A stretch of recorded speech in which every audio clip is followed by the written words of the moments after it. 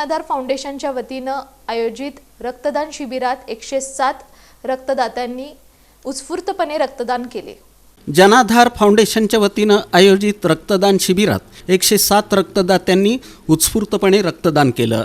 जनाधार फाउंडेशनचे संस्थापक आनंद गोस्की यांच्या कल्पकतेतून गेल्या 6 वर्षांपासून साखरपेठेतील विणकर बागेसमोर रक्तदान शिबिराचं आयोजन करण्यात येतं। यंदाचं 6वं वर्ष होतं। तसंच मुख्यमंत्री लाडकी बहीण योजना शिबिरासाठी परिसरातील नागरिकांनी मोठ्या प्रमाणात अर्ज भरण्यासाठी गर्दी केली होती। सिद्धेश्वर ब्लड बँकेच्या वतीनं रक्त संकलित करण्यात आलं। यावेळी गणेश गुज्जा, भाजपचे ज्येष्ठ नेते तुळशीदास भुतडा, लक्ष्मीकांत दंडी, नागेश सरगम, प्रशांत फत्तेपूरकर, अनिल कंदलगी, तुकाराम चाबुकस्वार यांच्यासह अनेक मान्यवरांनी रक्तदान शिबिराला भेट देऊन शुभेच्छा दिल्या।